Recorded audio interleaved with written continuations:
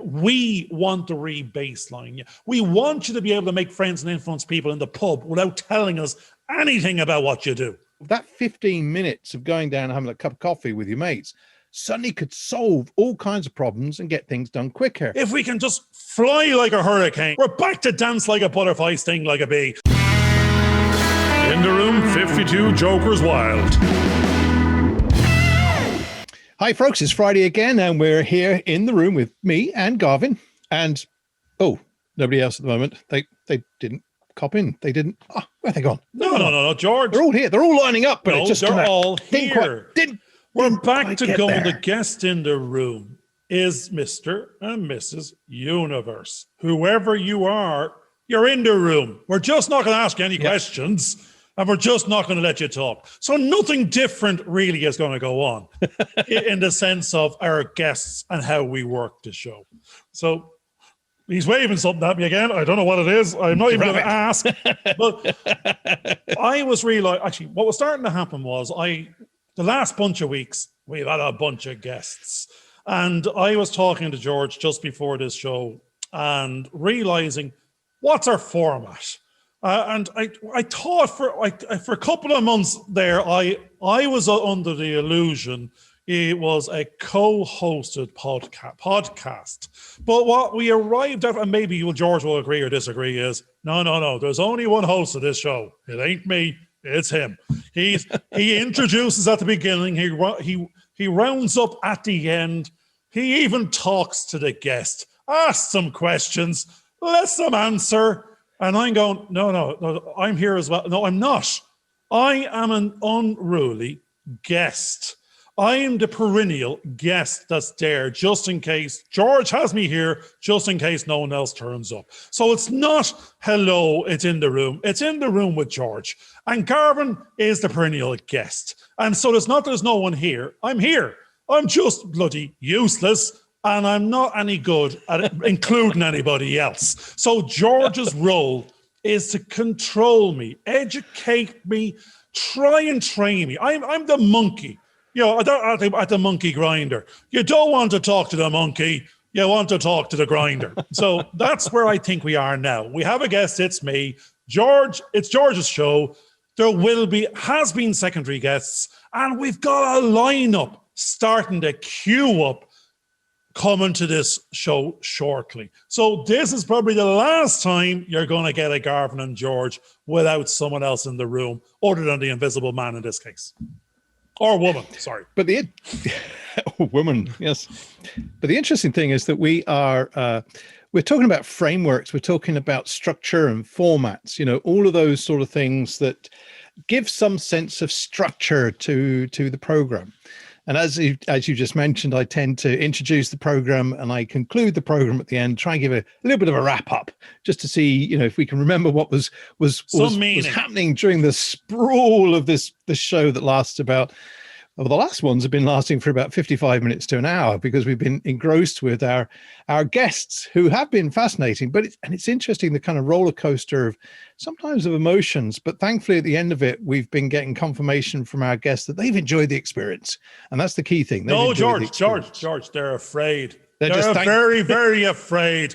I keep on telling them how tall I am. From the moment they arrived, I shouted at them. From the moment they arrived, I got louder, more excitable, totally ignored them. And you've even told me the first hello to Danielle Serpico was, I started insulting her.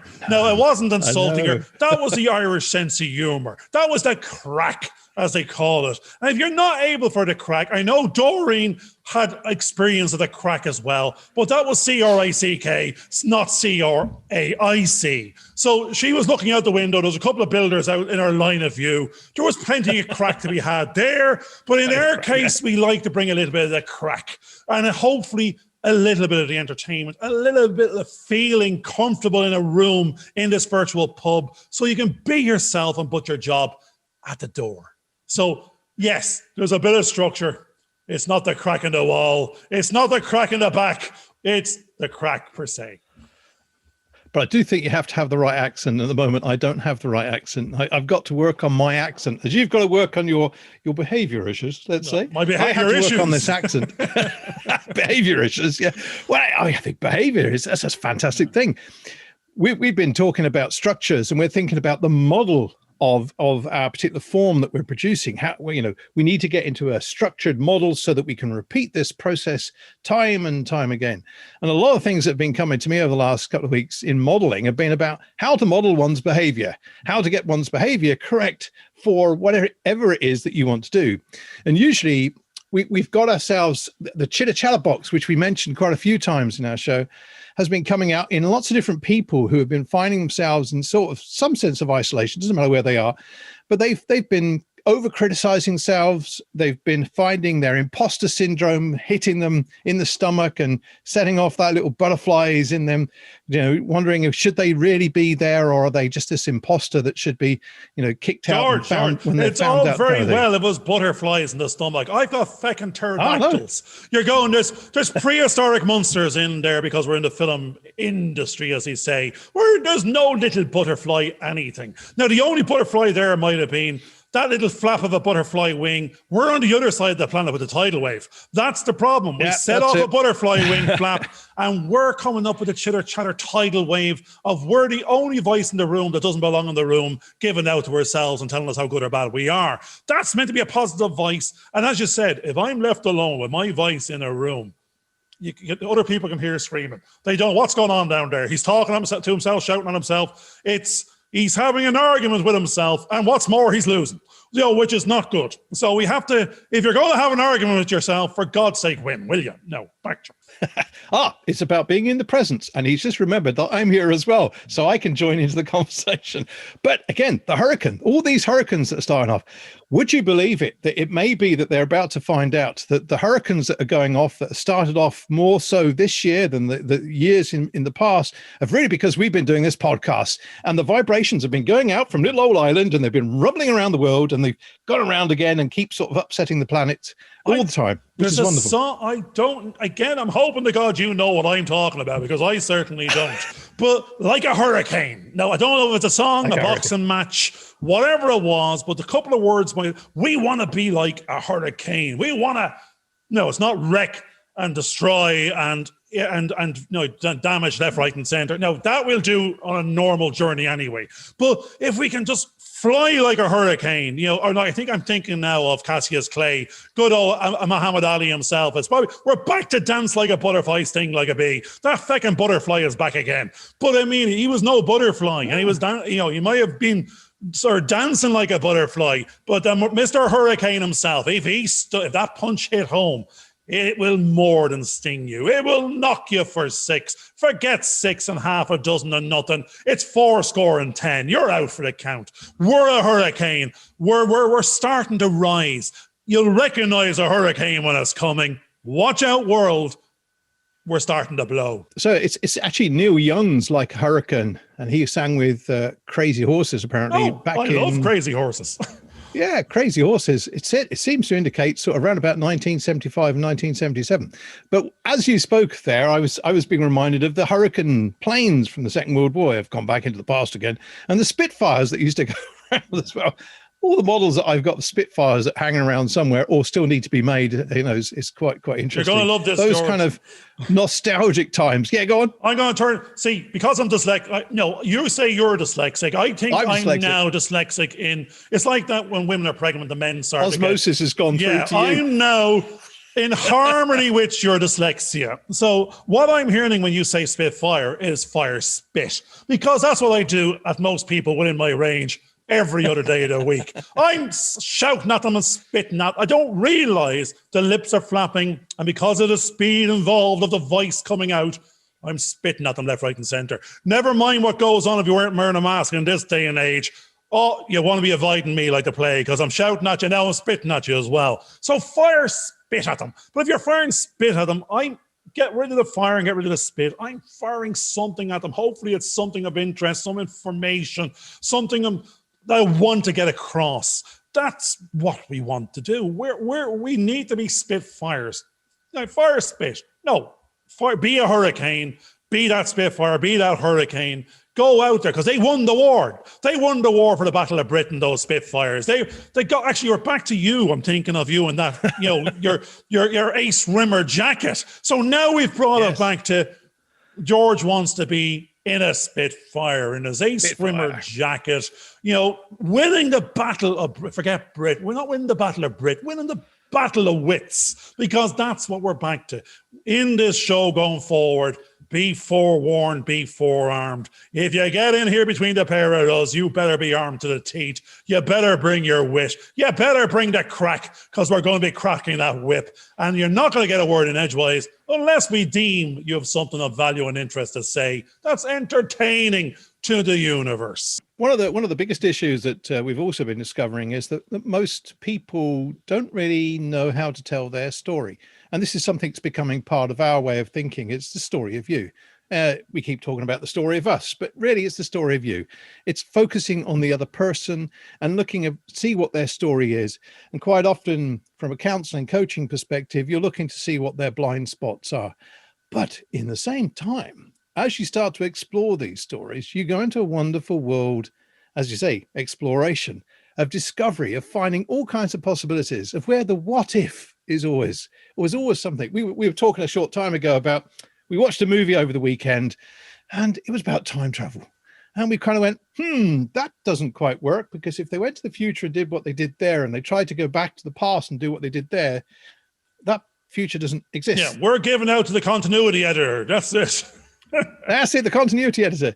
But parallel universes, in other words, that timeline did actually carry on wherever it went. And and don't want to spoil the film there, but no. The thing is that in the time travel thing that we were starting to more look at, I started thinking about a film, TV series called Continuum that was out a few years back, Canadian sort of series, pretty good. And what happened in that one was there was a girl sent back into the past to stop somebody who was a terrorist going back and changing what was going to happen in the future. Now, what was interesting in that series was that by the third episode, or third season rather, not the third episode, there were people traveling back from different timelines that they'd actually created as they went along. So the original timeline was still going on. There wasn't this paradox that we normally see in the older movies where they just have one single timeline. There was multiple timelines that were being created depending on which actions people actually made. And I think that's becoming curious, because that seems to be the way that a lot of filmmakers are now getting around the time paradoxes that could be created if you change things in the past. Now, You're going to love this, George. I'm trying to look as if I'm paying attention to you. What I'm actually doing is I'm hearing the dogs barking outside. I'm trying to write to the wife without anyone noticing that bring in the dogs, bring in the dogs. The continuity is going to be thrown here because they're barking. And George's going to be doing some work later on, and he's going to hear this big barking in the background. And we're going, no, leave it in, because if someone even notices that, then maybe they're not, but if they get to the stage whereby they notice the barking, that's what actually happened there was they're listening to the show and they decided to stop listening to me and listen to what's behind me in the background, because that was more entertaining and more interesting. So no, I'm going to. Well, we can actually do that, Garvin, in the background. Yeah. We can actually take the background noise and replace that instead of you. But so you'll be here with all this exactly. But you started talking about behavior for a minute. We nearly went off into coaching, mentoring, behaviorism theory there. But I heard the word before you went off into that little bit.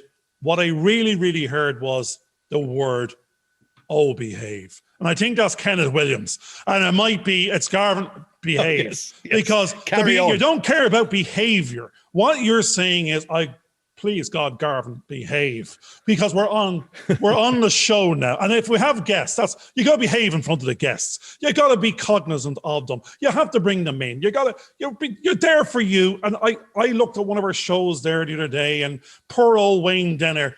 And when you did the outtakes to yourself and him, and I was listening to my little story about walking down the catwalk, but then you were showing me the little bit of editing of what was going on from your face and his face while I was having my rant and my little walk down memory lane. And both of us were going, oh God, here we go again. Don't know what this one's going to be, but we got it could be 2 minutes, could be 3, could be 1. We just have to shut up and let it go, and then we can get back to actually talking about maybe sort of cybersecurity, which is the subject of the day. So "Oh Behave," Ken Williams, I would think the way he said it was "Oh Behave." I can't even say it, but he was saying, we want a little bit of that game of how he was saying it, because there was a little story in there, a bit of fun in the "Oh Behave," but we want to be told to "Oh Behave," but at the same time, I think actually Laurie, one of our guests there, I can't remember for a second, George might say it, but because it's a lovely double barrel, triple barrel something. But same thing, it was a little bit of innuendo slipped into the show, and we couldn't help where we brought it, because you're in the pub, you're not going to ignore that lead in. You have to go with it. You got to go on the fly. Sorry, George, I'll behave, and back to you. That's exactly why we have to do these shows every so often, where it's just me and Garvin, just so Garvin can let rip. Let rip. Then I won't rip them one. That's it. And then hopefully it's kind of, I'm just kind of going like this, kind of looking through. Oh my God, has he finished yet? No. But interesting there, isn't it? That body language, it's only when you actually started to watch the shows afterwards that you began to see the body language of all the other people that are out. I was ignoring them. Kind of going, what's going on? I know. Communication. That's what it's really all about. This is what we're trying to do. We're trying to communicate to people. We're trying to get some kind of story across that has some kind of meaning and purpose, some direction. Believe it or not, these do have a direction. Usually it's around about 39 minutes. Yes, how to use up 45 minutes of your time and go, no matter what you do after that, you go, thank God I'm never doing that again. And I now know how to value my own time and never listen to that rubbish, because that was worthless. I need to go off and play with the kids and the dogs, and that's all we achieve. It lets you know, stop faffing around, listening to podcasts and singing songs. Go off, because time, you've touched on it again, George. I like that, because I was driving home earlier on, and everything was coming back to me was saying, I'm trying to tell my friends and my family and my colleagues, I value my time. I value what I'm doing here. It is not valueless, even if it doesn't pay the rent, as they say at the moment. I feel it is a passion, and I know it's a passion, and I'm investing in a passion, and we really, really enjoy that time well spent. And that's what this is. And we'll figure out the rest afterwards. And so time is what we got to become, the time guardians, because that's the only thing we've got left, and value it. And that's when I came back in here, we're doing this show for 45 minutes or half an hour or something. We're the time guardian. And is that time well spent, well invested? This is our get away from it all time. It's also our invest in the future time and invest in relationship time. And if we're lucky and George does his bit of work and packages, we have the capability of the Doctor Who of time. We've packaged our time for someone to consume. They may enjoy it, they may not. It might help them on their way. It may put a smile on their face, or it might actually put a frown on their face, because that was the worst time they've ever spent trying to listen to what they thought was a coaching and business show, only to find out two old farts are just talking about some other shite altogether. So we keep on calling it one thing on the shows. I'm not surprised YouTube customers keep on coming in for 4.5 seconds going, that's not what that said. I don't know what that is, but I better get out of here quick because I value my time. But we'll find the right audience soon enough.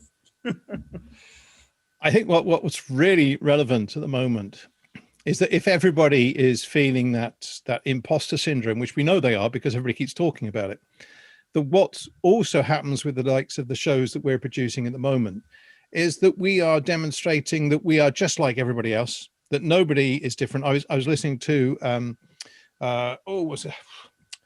And I forgot his name now. And I was he looks like Russell me, Brand. not Russell as good looking, with a beard. I had Willie Russell on my mind, and then Brand somewhere like that. Russell Brand. There you go. Actually, Russell, it wasn't too far away from Willie Russell either. There was a couple of bearded men in the room.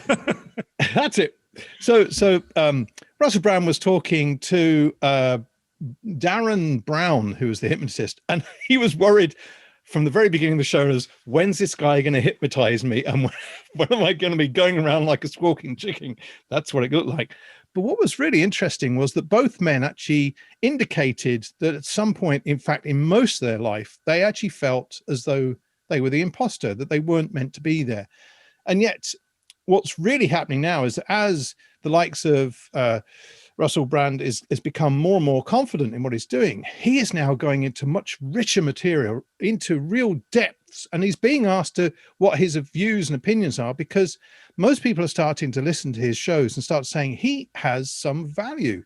He's not talking nonsense. He's not just doing this silly little thing on a show that really doesn't mean anything. He's actually talking about real things, stuff that others want to know about, stuff that people want to explore, which is why they go down to the pub and it's kind of, I'm just having a beer here.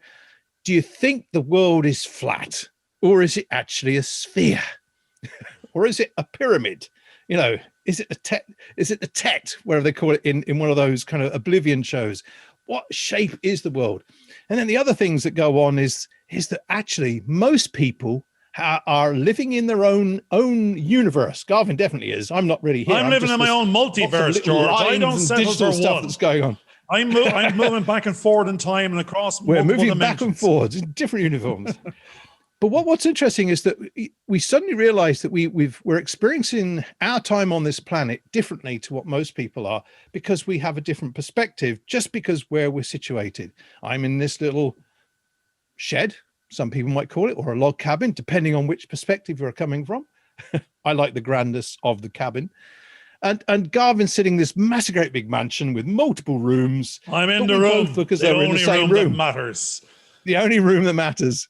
I'm in my mind's eye. The only room that matters is going on inside your head, because what's outside is a physical room. What you can put into that room is anything. It can make a phone call. You can invite someone into the room. That's what we're doing now virtually into this guests as our shows. We have another room out the back, and in time, we will be in a physical room. The show is called In the Room. And what we want, though, there's an elephant, a big 6 foot or 60 foot pink elephant in the background looming. And we're going, we want you to bring your elephant into the room. We want to paint your elephant.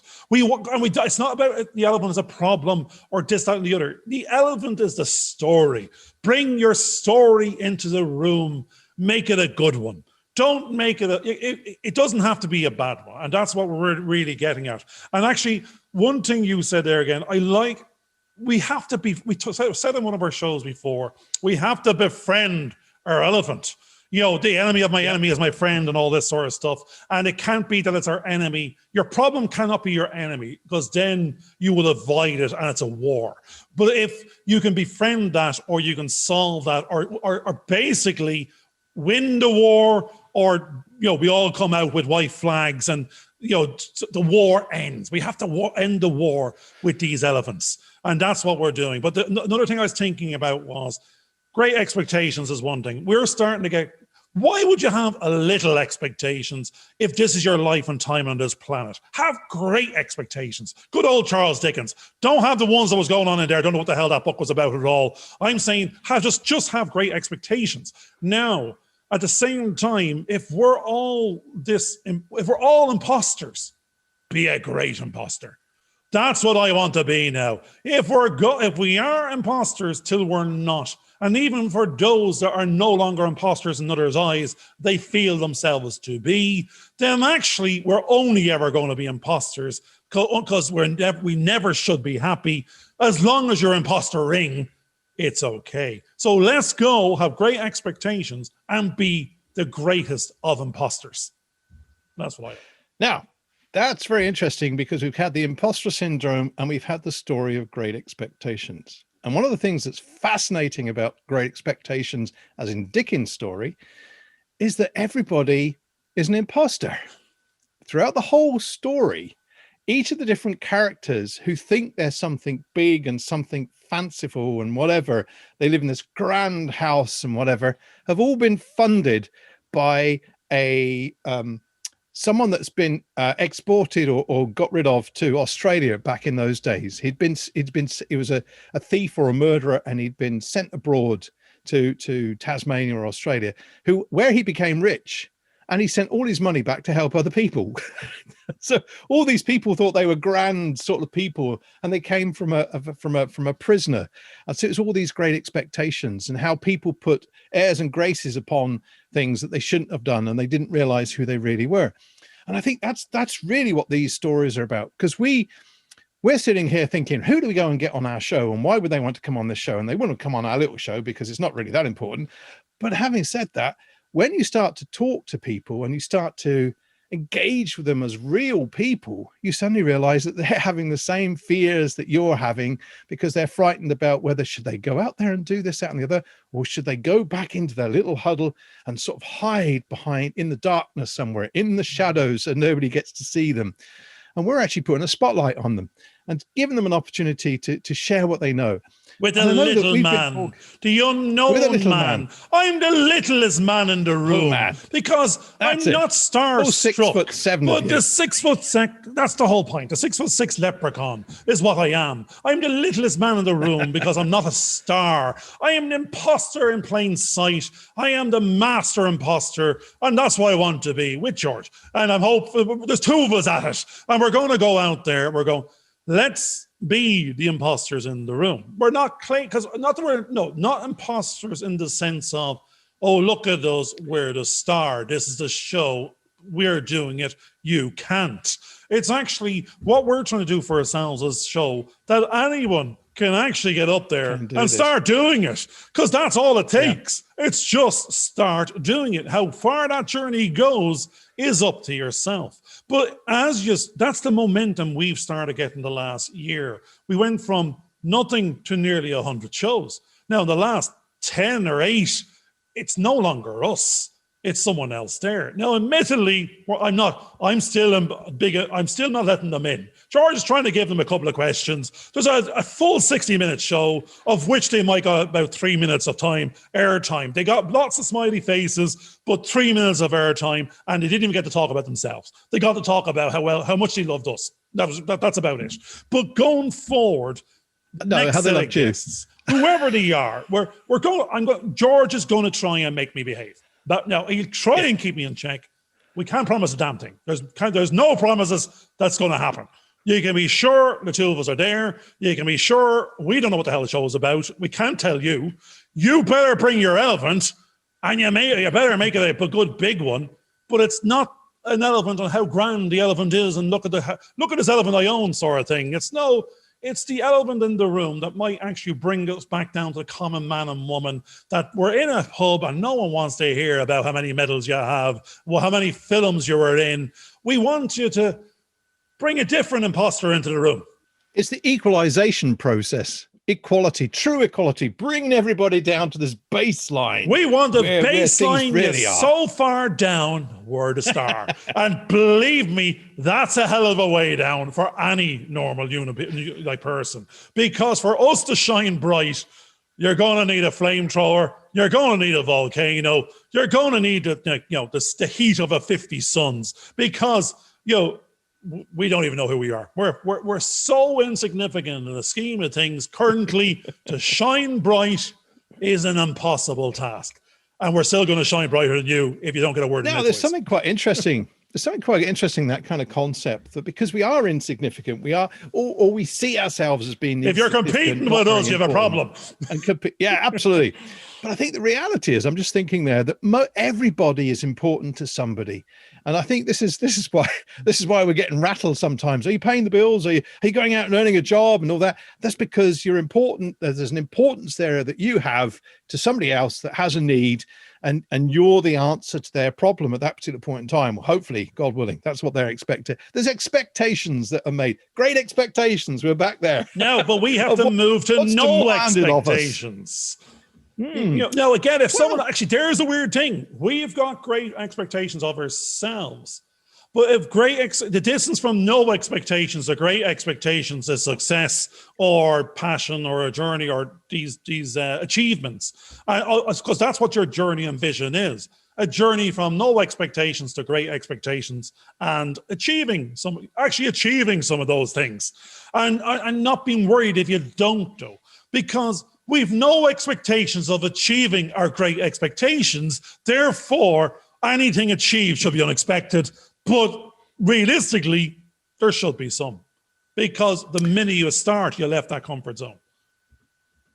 I think what is fascinating is that we see a long journey to where we want to go, but we know where the end point is, which is we already have George, it, the the Film grave. Production Academy. No, well, the we know we're going to obituary get there column as of the well, Financial Times. hopefully we won't get there before we get to the other part, but we'll see what happens. But even if we do, it's more than likely we're going to be building the bricks up so that somebody else can take over and actually do that. And that's something I think is what's really good about what we're doing. This isn't just about us. This is about sort of developing something for the future. And we know that at some point we won't be part of it because we're not part of it now, George. But there's a legacy. So, I mean, it's not difficult to achieve. No, we will be. We will be. We will be. And I think that's the key point. We have a sense of where we want to go. And what we started a couple of years ago was taking those first steps. And quite often, the very first step is the hardest step. We're now at a point where this is probably episode 83, 84, or something like that. I can't remember, lost count. But we are just knocking these out once a week. Or in this week, we'll probably end up having three videos recorded of what we're doing. We've now got to a point where we're so comfortable in this position, doing what we're doing, having a conversation with either yourself or a couple of other people or whatever. We're happy enough doing this. We've got used to that kind of process that it doesn't fizz us anymore. So we don't panic when we start to do it. You know, I mean, I've heard stories of people coming in front and they basically, their personality just melts in front of the camera and they can't do anything. It become a fumbling, bubbling sort of. That explains a lot. Now they all go to pieces. I've the opposite problem. You can't shut me up. But it's all part of the learning process. I think we will actually get there. There are times. Well, it's getting those little bits of inserts in there and sort of weaving it together. I think we're doing quite well. But we are making, like, I mean, you've said a couple of times we're not making any films, George. We're not making films. And I kind of go, we are. And I watched something the other day, and it was a 2-minute piece. And it was just a little bit of editing and somebody presenting a story and said, if you like these films, please hit the subscribe button and hit notifications. Like, and I go, see, they're calling it a film. Because the technology today, unlike back in the old days where it was a piece of plastic film running through a camera or a videotape, nowadays, doesn't matter what you're shooting, whether it's the biggest $250 million feature blockbuster or whether it's one of our little shows, the technology is virtually the same. It's still creating a digital image of us that we'll play around and edit together. So likewise, we're making films. We've got 2 cameras that we're doing. We're doing multi-camera shoots at the moment, which is fascinating. And then we're adding background images. Now, I'm going to stop you and go, behind us. we're using the language of a different industry, the social media industry going. We were doing vlogcasts, podcasts. No. That's generic. Well, you touched on a lovely word there now, which we're making shows. That's what we're making, because there's production value. I just said I think we're entertaining. It doesn't mean it's not entertaining in terms of funny, even though you just look at me and you laugh anyway. It's got nothing to do with being funny. It's just the stupidity of it, and I can't believe. I'm always reminded of Father Ted. How did that feckin' he just get on the TV? That's all I can hear in the back of my mind. I'm not on the television, but we have a show. That is something I think we can confidently now say. There is a show. It's called 52 Jokers Wild in the Room. It's a show. There's thought put into it. There's a timeline, consistency. There is branding. There is packaging. There is production value. There's a budget. There's all of this type of stuff. Now there's a plan. What we now have is a calendar of guests, and we're putting them in a row. And we used the language earlier on of why. It's no longer just who for the sake of it. It's now become that other little, the what, where, when, why, who. Why that person? Who's that person? Why them? What could we be talking about there? And so on and so on. It's the what, where, why, who, what, how. And all of that comes out in the show. But it's not put in an order of functionality whereby you go off and do a bit of research. Oh, they have a startup. Isn't that great? How did you do that? You did it already. You did it. You've told that to 50 people already. I'm not interested in that. Actually, it's like George said. I want to re-baseline you. We want to re-baseline you. We want you to be able to make friends and influence people in the pub without telling us anything about what you do. That's the game.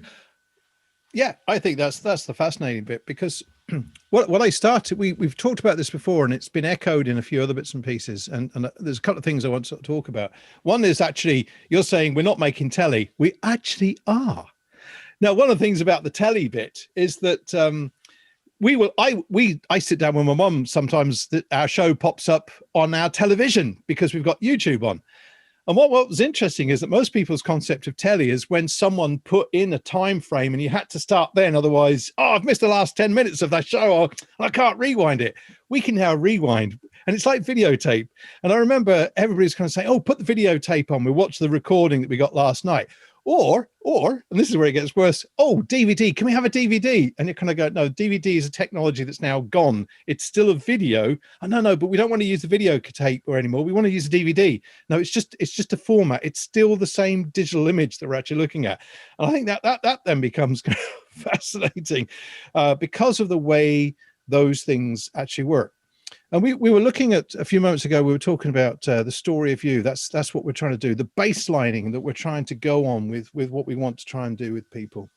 And one of the fascinating things is that as soon as we go into the room and we stop pretending to be a list of things, like, for example, I was a lecturer, Garvin was an accountant. No, that's something we did. We're not anymore. We're just us. That's something, George. That's something they wish I did. Something. I was meant to be the accountant. I think they paid me to be the accountant. Yeah. But when I went in the room, I started going, strategy, dreams. Strategy. No. Accountant, please. No, so that was the problem. The wrong person went into the room. Yeah, that's the issue. That's the real issue, because what happens is everybody kind of goes, we want you to do something. We want you to do, like, we're being treated like this. What does this do? Oh, it staples paper together. Right, that's all we want that to do. Go away. You can't do anything else. You can't be a pen. You can't be, hang on a second, the phone is multifunctional now. It does all these things. It can be a lie detector. It can be a recording thing, or it can shoot video, or it can track where you are. It's amazing. It does multiple things. But we as human beings are being told, what do? You can only do one thing. You're not allowed to do more than one thing. You have to do one because we're so, that fits into our model. And if you don't do that, you can't do anything else. No, we can do anything we want to do. And I think that's the most important thing, really. We're not just a lecturer or a filmmaker or a dad. We're us. And we come with all these things. Well, that's the problem, having the George. Opportunity to strategize, I think, is the important thing. I think I'm editing some of our shows for one of our books, and you're giving me a lecture on the verb to be. And, and again, there's the action verbs, I think, to do and are tied in and all the rest. So, that's the problem. It's when we were going out dressed in our avatar suit of functional, what we're delivering, we're not being us or being you. We're being the functional do. And so therefore, the do you want delivered is a function, whereas it's not a be. It's be you doing a do. Or the funky chicken. I don't know which it is, but it's how. So do. Yeah, it's do, and that's a function of being. Yes. Of not being you. It's only a silo. So the weird thing is, I think we associate ourselves in our sense of being with one doing, and therefore I'm an accountant. And I am doing accountant things, and my personality is as accountants should be. And that was a misfit from day one. Every time I open my mouth, they're going, you're not an accountant. I can't take you seriously as an accountant. You don't talk like an accountant, don't look like an accountant. I know you use some figures, but I know you've got a piece of paper that says you are. But as soon as you open your mouth up, your personality does a total override of your doing function, and we can't take you seriously as that. Now, we can see the evidence of it, but our confidence in it is you need to be grey suit, close down a little bit, count a few beans out there, because our avatar understanding of what an accountant is it's a very drone-ish, functional, mathematical, logical, advice, professional, at a distance. Whereas I walk in the room, I'm just out there. I'm Big Bird. That's it. I'm running around like a headless Big Bird chicken, and I'm not what I meant to be, no matter what it says on the back of the tin. That's my problem. Well, Well, but I don't think that's a problem. That's somebody else's problem. No, someone else's really, problem. Oh, you're right on the head. That is perfectly somebody else's problem. My doing and being has been in conflict for too long. Now the being is aligning with the passion. Therefore, I do feel we are more aligning. We're not multi-schizophrenic anymore. That's the problem. I think too many people have multiple personalities because of the multiple functions they have to carry out in their job roles. Therefore, they cannot comfortably be themselves. Yeah, you think about the multi-hyphenates that everybody's now calling themselves as they do multiple things. And they're becoming like schizophrenic. You can't do... I mean, one of the biggest problems that always used to happen, I remember in the early parts of my career, it was kind of, well, you can't do that, George, because that's above your pay scale. And I'm going to go, I can do that. No, we don't want you to do that because that's not what we want you to do. We want you to do this. And we have to give you permission to do that. And I'm kind of going, why? I can do that. And one of the things I love about what we're trying to do, and I think this is very important for those people that want to go and do filmmaking, especially when we're all put into silos where the gatekeepers basically stop us from moving forward, is actually saying, I don't need your permission to do this. I have decided that, and actually collectively, we've decided that we can do something together. And we know that other people are excited by it because it will give them the opportunity and permission to do stuff. But a lot of people still seem to need permission to do stuff.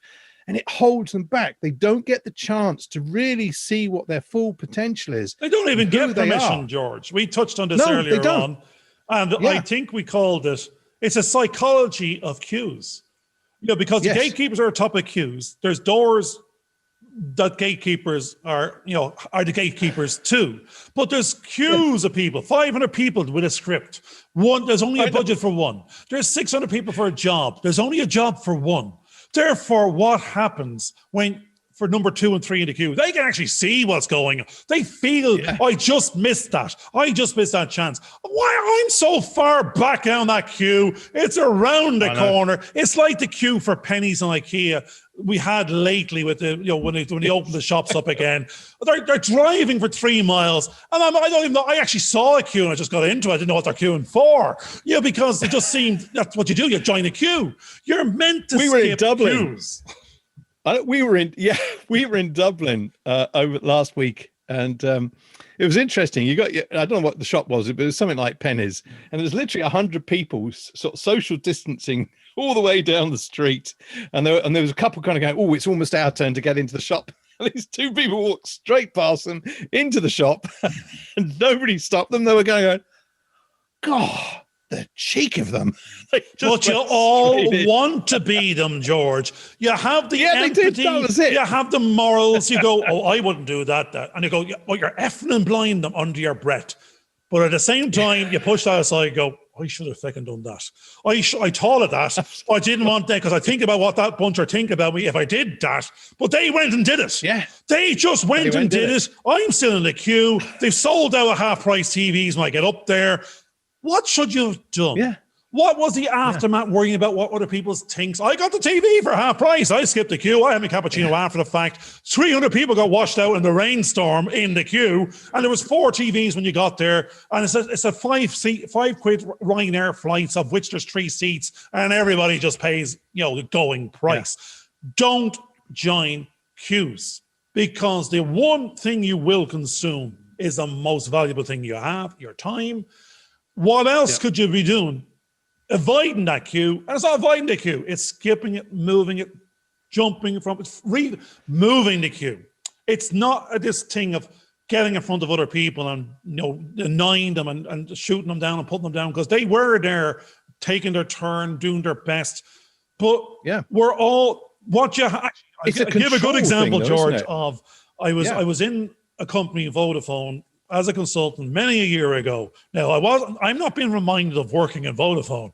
I'm being reminded of the Costa coffee queue in the foyer. And what the managements on the senior floor were giving out about was all the consultants at 200 quid an hour taking 15 minutes to get their coffee downstairs. So they were being paid 50 quid to get a €1.50 subsidized coffee from Starbucks or Costa downstairs. They says we need to make the coffees bloody free. We need to double the staff on the Costa thing because it's costing us a fortune in consultancy fees for coffee. The madness of there is queues. a short-sighted. Yeah, there's a short-sightedness there as well, because one of the problems is that because everybody kind of going, we need to get them back working and not spending that 15 minutes.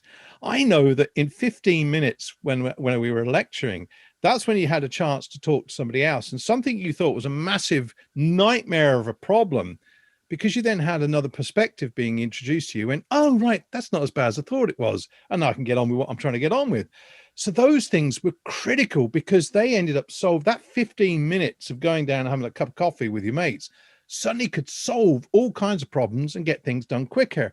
Whereas without it, you suddenly found yourself doing something, and it lasted 3 or 4 weeks into the future of headaches. Oh, George, you're not doing the maths. Really want. In a big firm like that with hundreds of consultants on the floor, what they suddenly realized was 8 hours of a queue of a full day's work in a Costa, coffee dock thing was actually costing the bones of 16,000 quid a day, because it was it was 1,000 quid a day. It was 200 quid an hour for these consultants. So the equivalent of a consultant in a queue for 8 hours, didn't matter which consultant, was a 1,600 quid queue for coffee for day we're paying Yeah, but that might have been cheaper than that same consultant suddenly, or same block of consultants having to spend 10 hours. Oh, the problem was they were doing that as well. That's the problem. They were being paid to do the day job. They were also being paid to go for the coffee. Therefore, they were doubly paid when they went back for the hour that they missed, because they had to make it up for being in a queue for an hour for coffee. So the whole trick here is... I wonder about that, because I actually do believe that quite often it's I know you're thinking, thinking of the water cooler solve the problem chat where the team comes together. And I do agree. agree. But this was just a bunch of accountants going, we can't believe we're spending £250,000 a year on consultants for coffee when the coffee dock only makes 50. It doesn't make any sense. But that aside... But that's because, as we talked about a short time ago, we are getting to the end of the show, actually. That's because they didn't value that. They only saw the person as a tool to do one thing. They didn't see that there was other things going on at play that could solve those problems for them, and they were just putting it down to money. It's the same as you said. Everybody complained because the old fart came in and hit the hammer on the one spot that needed to fix the big machine, and it cost £10,000. They kind of go, why is that £10,000?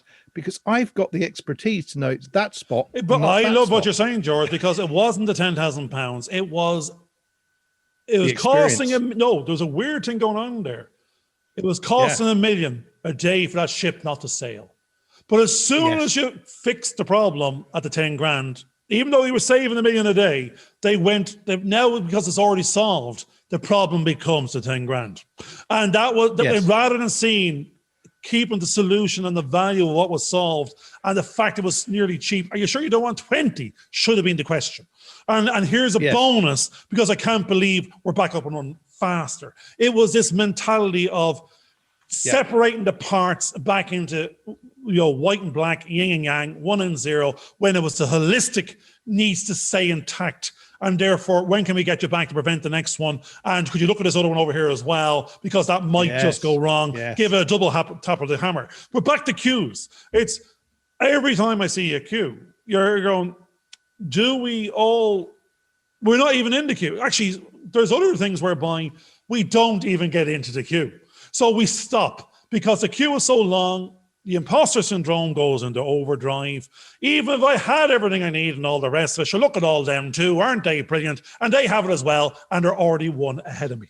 So that's where everyone in CV land and HR land says, don't get into the queue of 10,000 CVs. Because the algorithm will strip you out before if you didn't have the right language. It was never about the personality and visibility, because it became the maths and functionality, and there wasn't even a person in the machine. So therefore, we have decided to court our peer groups, and we're going to be seen to be the imposter in the room in plain sight, and we're going to be there going, the queue starts here.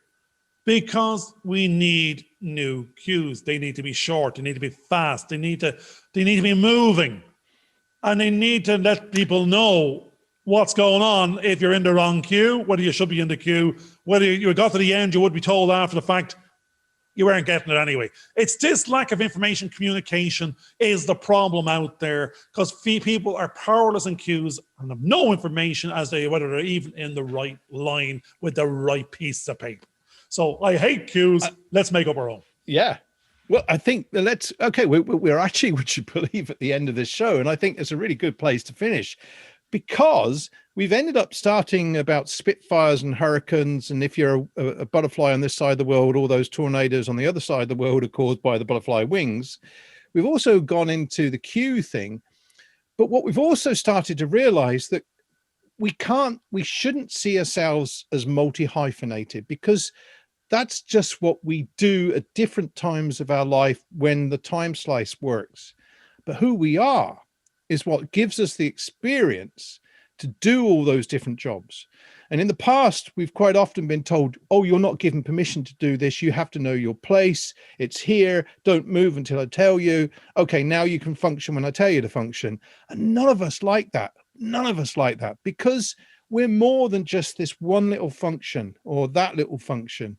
And we don't like being put into the box, because based on the wide breadth of experience that we have, we can start to scheme, I say scheme, but I mean strategize about processes and see that if we do things this way, because we've had all these different perspectives, we can now see how things can work smoothly, but also treat each of the people that are in there as human beings, not as things that do stuff, but who they are, human beings. I think that's brilliant. I think, and that's now I'm going to end on the last thing that you just gave me, the trigger. Yeah, go on. The imposter in the room. Be the imposter. Yeah. Well, what does imposter mean? No, it just means you shouldn't have been there. You are there. You got yourself there. Yeah. And when you get kind of comfortable there, get into another room, because you need to be the imposter in the room to be growing of something. That's it. Yeah. Until you're comfortable, because that means you're uncomfortable there. You are there. Yeah. So it's not be the imposter, stay the imposter. It's you gotta be the imposter in the room, but you gotta put yourself there, get into that room, and be the imposter till you're not. And I think one of the lovely things about what's been said in this show is that we've started to recognize that we have a show. We have something of meaning. We're comfortable coming into this now and hitting the record button and having a conversation. We're not worried about the technology looking at us and sort of starting to judge ourselves. We're just relaxing and having this conversation because we're happy to do that. And that's what we want other people to come into the room and do as well. Not to worry about what they do. And I think that's really what we've come down to. It's not about what you do. We want to know who you are and the being that you are, that is which makes us all really happy, and we can escape that kind of rat race that's out there at the moment and just be us, be now, be present, and enjoy what we're actually doing. I think really that's the end of the show. That's it. So be the elephant. Everybody. Be you. Be the elephant. Be you. Bye for now. Thanks a lot. Take care. Hope you enjoyed this video. Please subscribe and click on the bell for notifications.